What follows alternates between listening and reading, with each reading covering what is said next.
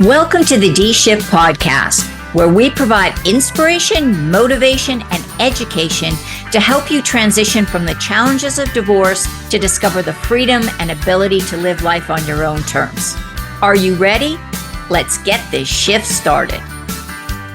Hello and welcome to another episode of the D Shift podcast. And I have said this many times, it's always so nice to interview somebody who you have actually met in person and you've had the opportunity. So Eva Vennari, who's my guest today, and I were actually on a cruise together.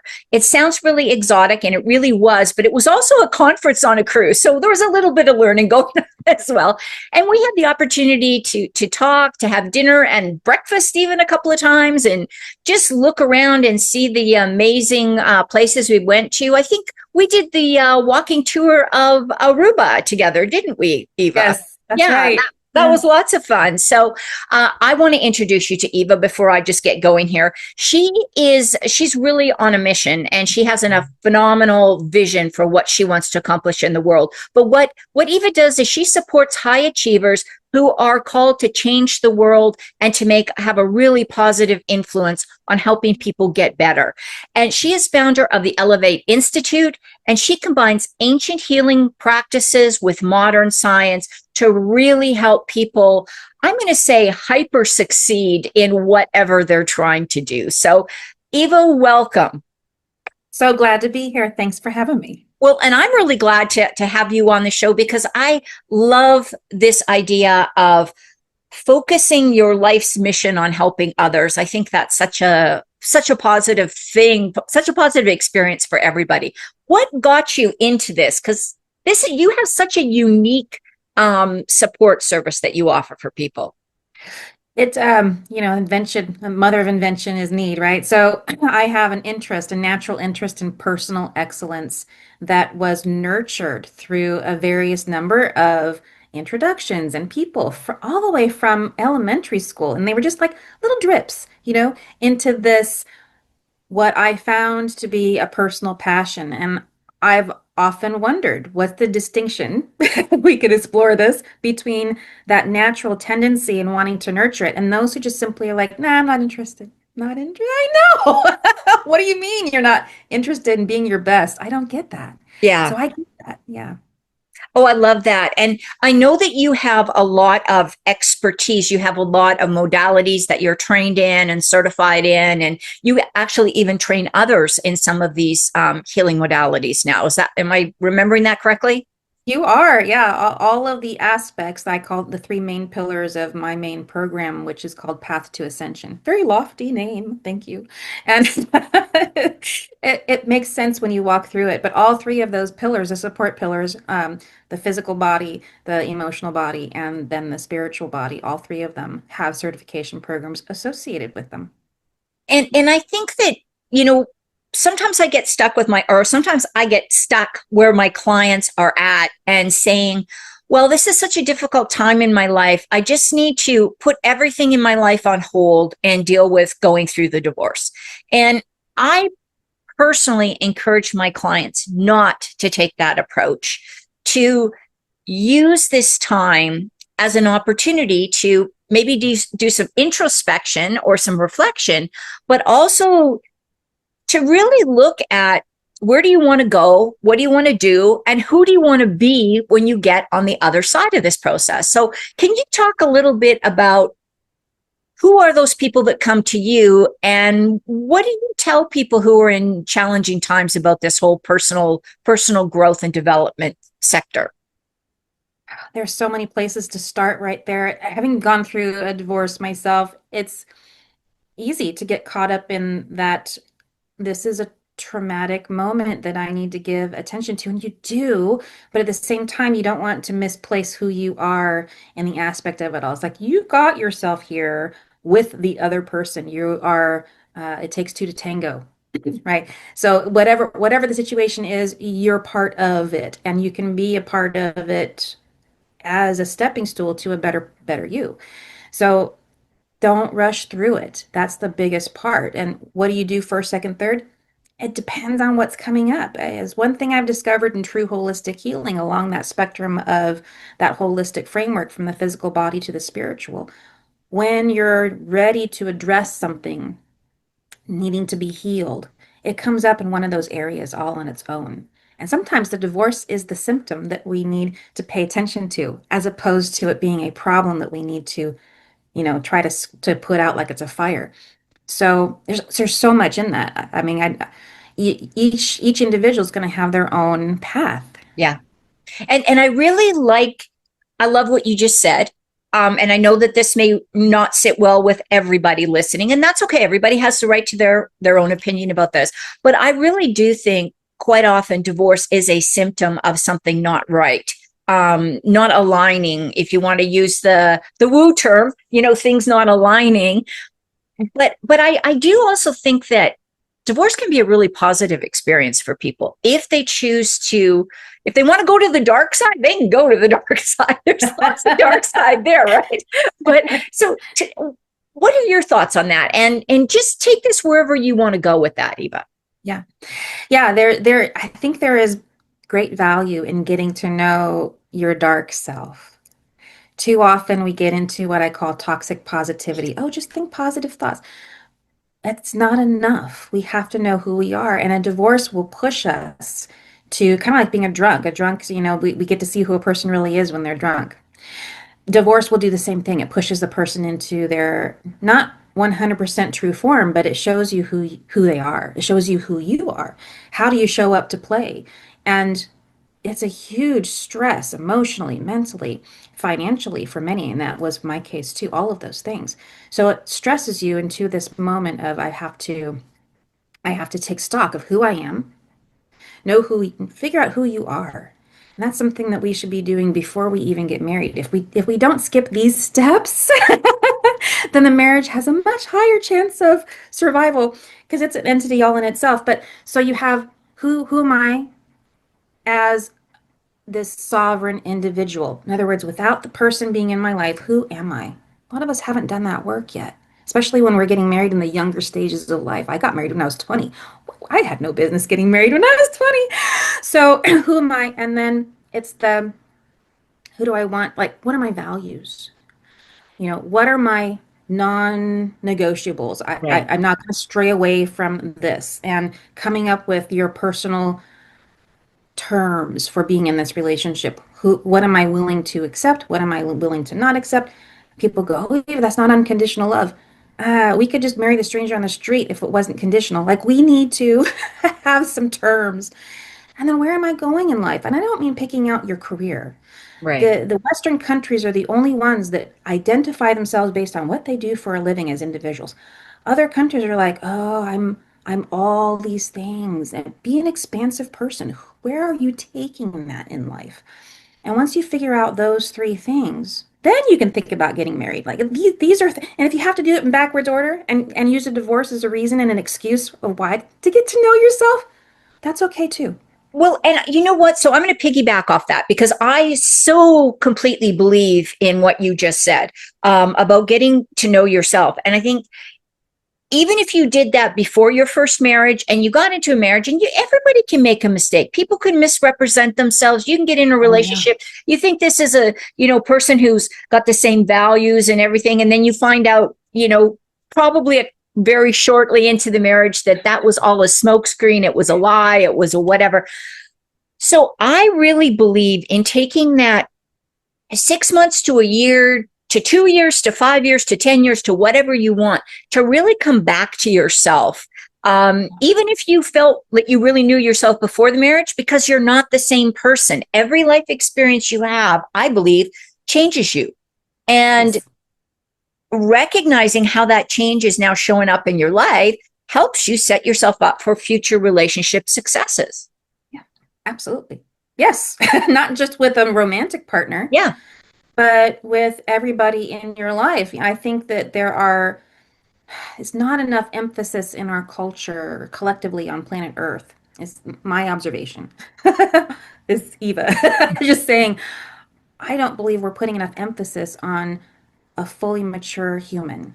Like we're stopped education at an age that we're not even physically, mentally mature yet, and we stop education.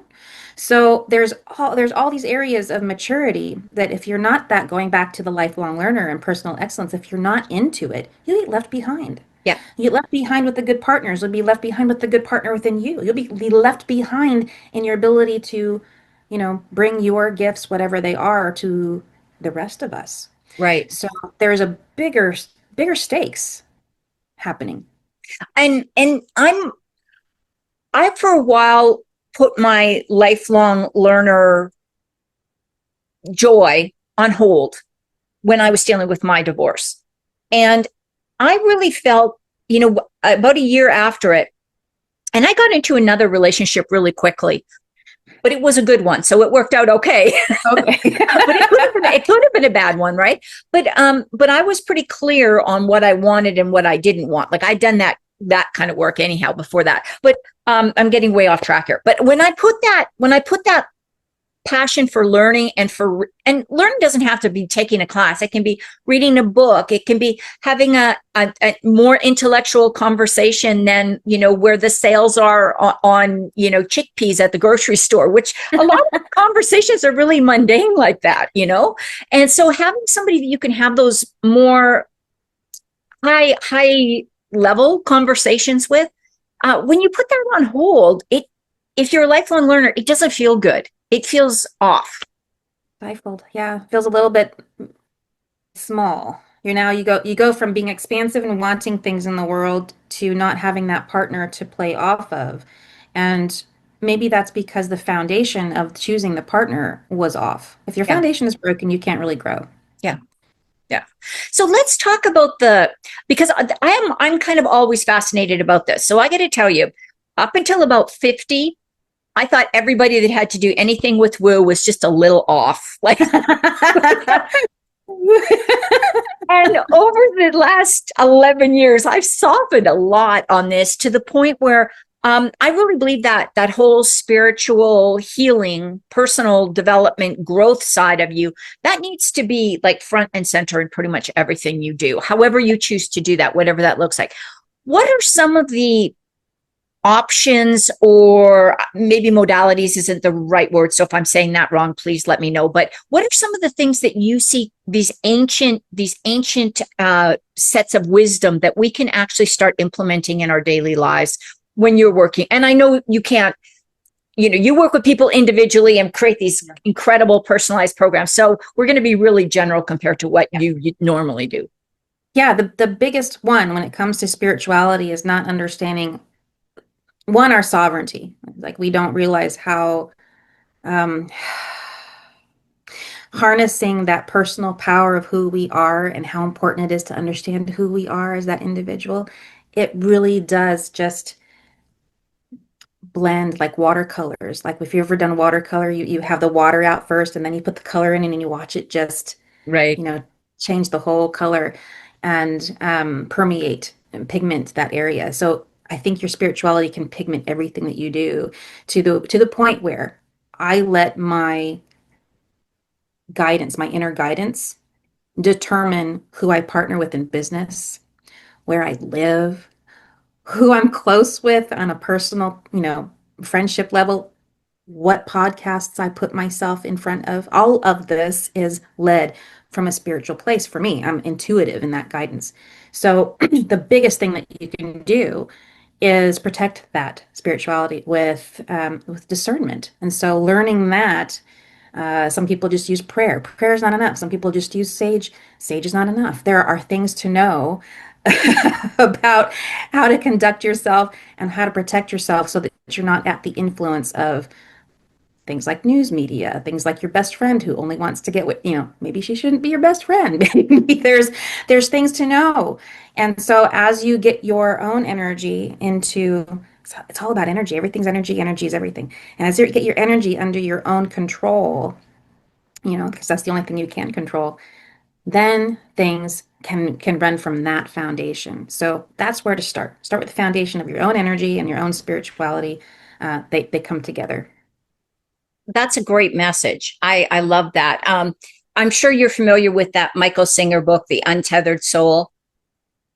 Have I you? haven't read this, Oh my no. gosh, it is so good. He talks about that being able to um, come into reality with what that is in you and how to sense it, and then also how to see how it interacts with the kind of this universal energy.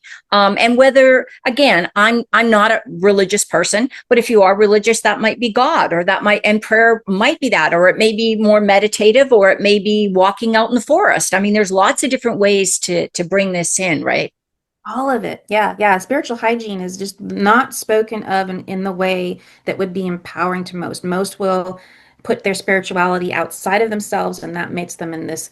Now we're in an energy of lack rather than being in an energy of empowerment. And that's the difference between the two. So one is recognizing that creator God within. That's part of our signature. It's part of our energy. We were created by, and so therefore we have some reflective.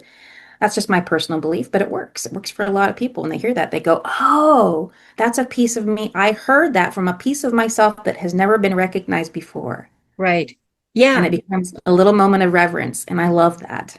So I really think that this is a great thing that people could do, because divorce can be really disempowering. Like, you feel like you're just kind of pushed around by the legal system. Even if you really like your attorney, they may be telling you to do things that you don't want to do, that doesn't feel good for you, that doesn't feel like it's in alignment with your values and your beliefs or what you want to see in the future. So I think that, like, exercises like this to kind of help you start to recognize that would be a really powerful tool to start working on.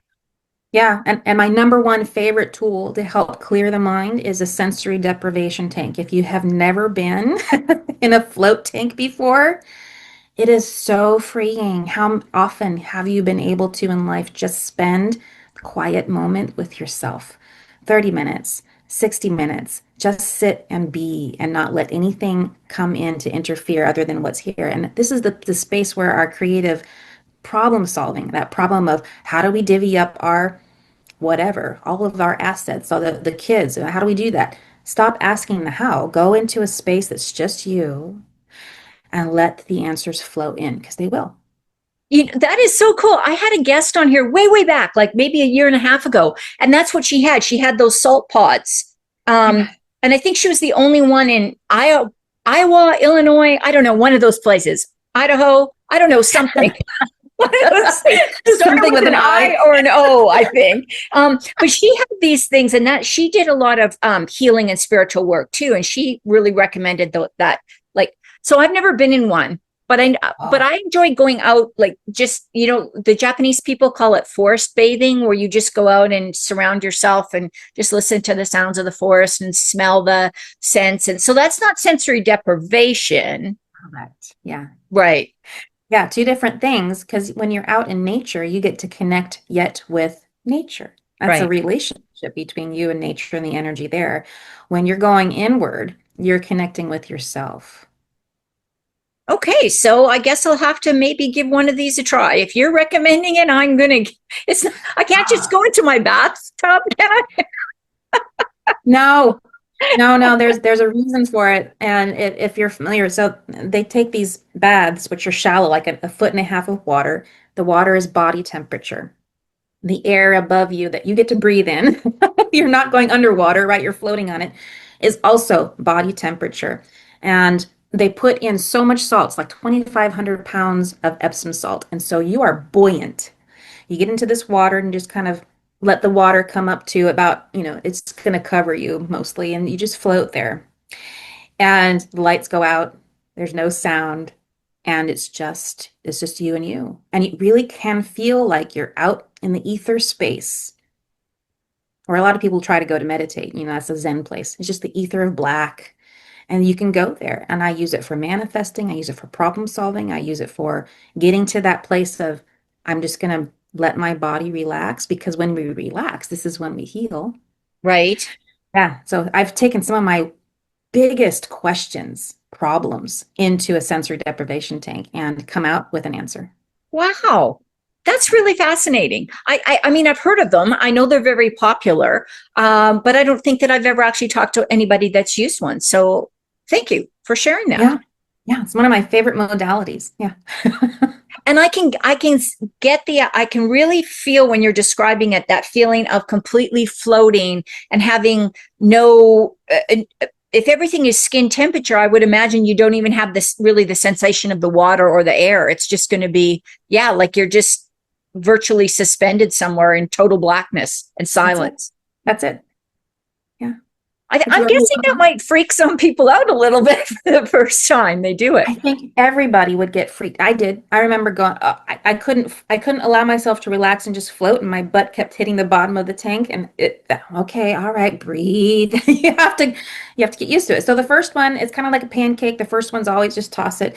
After that, you can do it again. Well, Do this better. is, yeah, I mean, I love this. And so I think for people, maybe they do have, like, I'm not a big meditator. I do the guided meditation every morning. But it's about 5 minutes and that's about good for me. I'm not, if I try to go too much longer, I think my brain doesn't actually shut off ever. And so there's things going on there that are not conducive to peace. Yes. Yeah. So I love this idea. And that's something I'm thinking that might be, again, a really nice thing for people to do for themselves when they're going through a really stressful time, whether it's at work, at home, in the relationship, whatever, just to be able to do that. Yeah. Yeah. It's something we forget. Go ahead. Yeah, no, I was going to say, so I really love that suggestion. Is there anything else that you personally would recommend for somebody who's going through like a really stressful time in life? Forgive yourself. But so often I run into people who are running away from something and kicking themselves in the rear end along the way. And that creates a sense of not only are you grieving out of the relationship, but you're beating up on yourself in an unhelpful way. Yeah. And that creates wounds of itself that have to be, they store in those spaces around us and in our body, and they slow down and they become chronic illness. And if you don't believe me, list out all the problems you have with your body and come back to me. So it's like they are directly related to your emotional stuff. So finding ways to process, and this is part of it all. Yeah. Great insight. Eva, we have covered a ton of stuff and I cannot believe how fast, like 25 minutes is just gone when you get on these conversations. So So fast. what do you think of all the wisdom that you shared? What's the one thing you'd like people to kind of keep at the top of their mind when they go on about their day?